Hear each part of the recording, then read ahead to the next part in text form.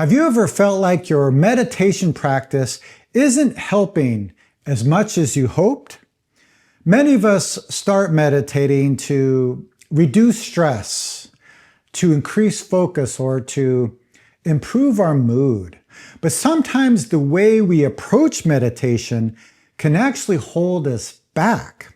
So in this video, I'm going to share with you 5 reasons why that may happen and how you can work through these challenges so your practice can truly become beneficial. Hello everybody, it's Jason, and I'm here answering your questions about Zen, meditation, practice, your life, any kind of question. Today's question is about meditation not working. Let me read this question for you. Dear Jason, I have been practicing meditation for 7 months. How long should it take before meditation actually works? I don't feel any different yet or see any changes. It's not quite clear what isn't working for this person, so I'm just going to share 5 things that we can all pay attention to. And the first thing that may be happening is not getting clear instructions. How to meditate. There's a lot of noise on the internet about meditation and mindfulness. There are a lot of apps that you can use. One person says you should practice like this. Another person says, no, that's not correct. You should practice like this. So we got to realize first, there's many different kinds of meditation and many ways to approach it. So I always say, if you connect with the teacher or a specific teaching, or perhaps you connect with the meditation group, start practicing with them.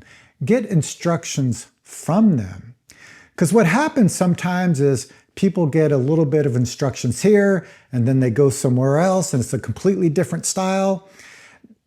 It starts to get a little bit confusing, and actually the person is not able to digest the practice or the instructions. It's kind of like if you're making a soup. You can have the best chocolate from Belgium, and maybe you have the best coffee from Brazil, and maybe your grandmother makes homemade mustard, and you go to the farmer's market and you buy fresh organic produce from the farm. All those ingredients by themselves are very wonderful. But if you mix them all together and try to make a soup, I guarantee you the soup will not digest.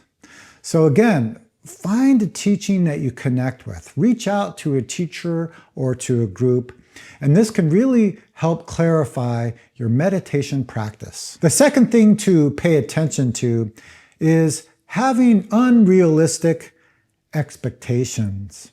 You know, in today's world, many people want instant gratification. But the Buddha already said, it's the grasping after something or the rejection of something. Or maybe we just have a very strong expectation and want it now. We just end up dissatisfied. But why? If we don't get the thing that we want, we're dissatisfied. Maybe we quickly get the thing that we want, but we can't keep it, so we're dissatisfied. Or we get the thing that we want, but it's not enough. We want more, or we want it to be different. So meditation isn't about getting some kind of an experience. It's embracing the moment just as it is. It's perceiving the moment clearly. Which leads me to the next thing to pay attention to. The third thing to pay attention to, are we avoiding difficult emotions and thoughts? I work with so many people who have done this. I've done this and occasionally still do.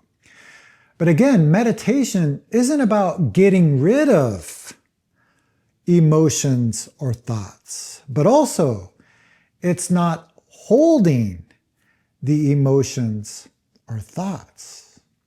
We're just letting it be. We're not touching them. And if we can do that, we can learn from them. We can digest these experiences. In my book, I shared a teaching or expanded a teaching that came from Zen Master Sung Song, and it's about the backseat driver. You know, it's like driving a car. There's always this backseat driver telling us what to do. Jason, you should do this. No, you shouldn't do that. Oh, this is good and this is bad. It's always talking.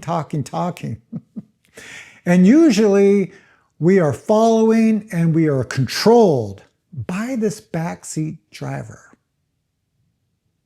Eventually, we learn that following this backseat driver is a problem.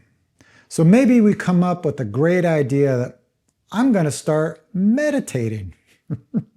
So you start a meditation practice and you're using the meditation practice to tell the backseat driver to shut up. Shut up, I'm driving. But the backseat driver doesn't like that. So it gets louder and stronger. So from our experience, we know that that doesn't work. So what is the third option? Well, the third option is when you are driving and the backseat driver says to turn right, you say, thank you very much, and you turn left. So what we're doing is we're putting our attention and focus to this very moment. What is happening right now? What is my job? We can still hear this backseat driver, but it's not distracting us. In fact, right now I'm recording this video, and there's the garbage person who's driving the truck around the neighborhood. If I put my attention and energy into that sound,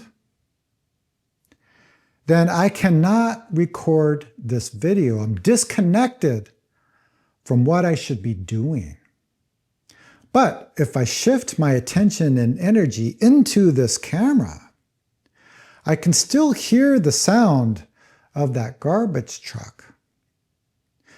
But it's not distracting me from what I need to be doing.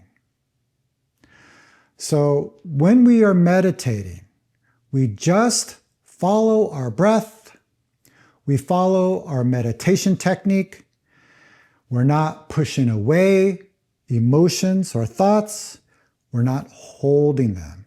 We're just letting them pass like clouds passing the moon. The fourth thing to pay attention to, perhaps your intention is not clear.